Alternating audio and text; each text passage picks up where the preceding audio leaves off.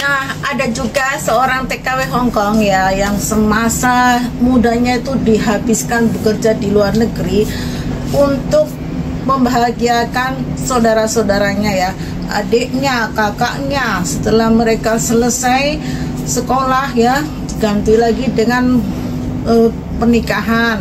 Setelah menikah ada lagi keluar anaknya, juga dibiayai sama dia juga. Sudah selesai adik kakak, tinggal membiayai anaknya adik kakak. Setelah anaknya adik kakak, membiayai pula cucu-cucunya, saudara-saudaranya. Jadi tidak akan pernah ada habis-habisnya ya teman-teman. Dan sementara dia sendiri di luar negeri itu sudah habiskan masa mudanya ya teman-teman, tetapi dia juga belum menikah ya. Dia juga sementara dia itu di luar negeri tidak memikirkan tentang dirinya sendiri ya. Pokoknya saya bekerja itu untuk keluarga saya, untuk saudara-saudaranya saya. Pemikirannya dia malah nanti kalau sudah di Indonesia, pikir pemikirannya itu kalau sudah tua itu saudara-saudaranya yang akan bisa menampung dia di masa tua. Tetapi belum tentu ya teman-teman. Semasa kita masih bisa dimanfaatkan, maksudnya semasa kita masih punya apa-apa, semasa kita masih punya sesuatu, punya apa-apa, pokoknya sesuatu yang bisa diberikan orang lain, kita memiliki sesuatu yang ada di diri kita, itu bisa dihargai ya, bisa dihargai. Tetapi di saat kita sudah tidak bisa bekerja, kita sudah tua, tidak bisa bekerja, tidak bisa menghasilkan apapun, kita bukan lagi siapa-siapa, tidak ada lagi yang bisa dihargai pada diri kita gitu ya teman-teman.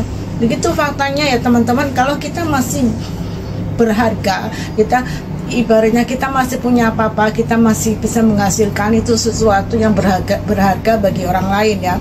Jadi saudara kita itu juga termasuk orang lain gitu kan teman-teman ya.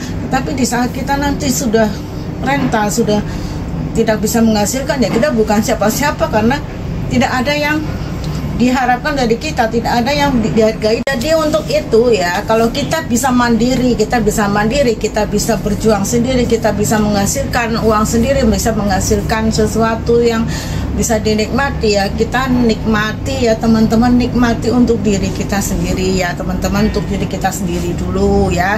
Kita hargai diri kita sendiri ini, badan ya, yang sudah berupaya menemani kita bekerja banting tulang, berpikir keras ya, bagaimana menghasilkan uang ya.